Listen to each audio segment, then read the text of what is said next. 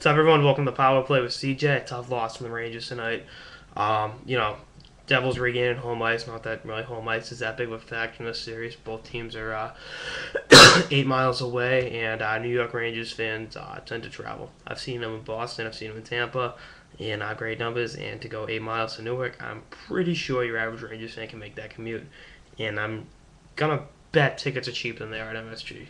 So you spend the bus or train ticket and a cheaper ticket. But at any rate, I kid the fans of the New Jersey Devils.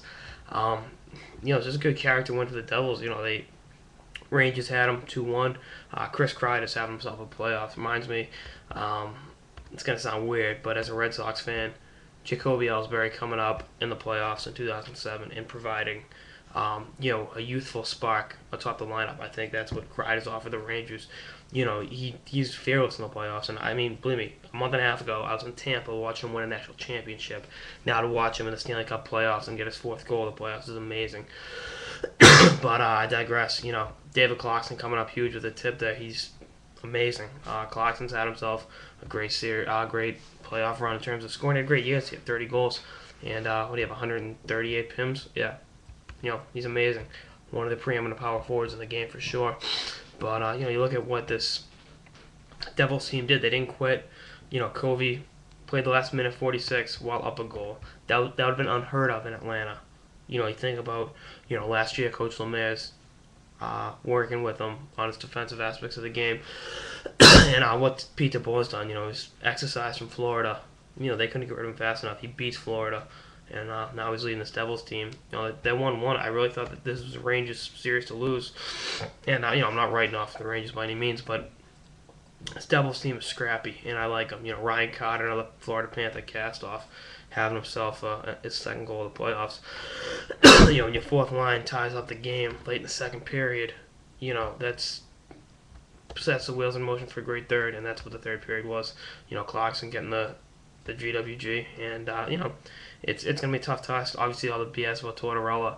I validated Tortorella's car last year. Great guy. I actually didn't realize it was him till after the fact, but he could not have been nicer. If I knew it was John Tortorella, I would have been, John Tortorella. Oh my God, like Torts, dude.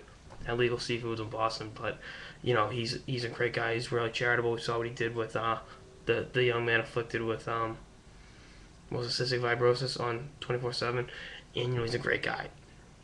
His cliches and all that other shit after the losses, you know what? I'm not too hard on him on that, because when he blows his gasket, which he's been known to do, it leads to more damage. I'd rather have a strained relationship with the media than have a strained relationship with his players from saying too much. You see, it's kind of the opposite of the John Mayer song, Say What You Need to Say. It's better to say too much than never to say what you need to say.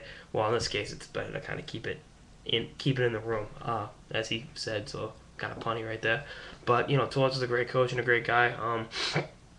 If I'm a Rangers fan, I don't care what he's saying in the media. I care about what he's doing with the team, and I think he'll have him ready to go for Game 3. It's going to be a big showdown at the Prudential Center, but I think the Rangers will come ready to play, and they're well coached, obviously. Matinee game, conference final matinee game on Saturday. That's going to be amazing. Yeah, and like I said, the fans will be into it, and it's going to be a hell of a ride. I just hope, like I said, that they kind of back off Tortorella. He's too good of a guy to be taking these shots. Is he snippy and snappy? Yeah, but he's a good dude.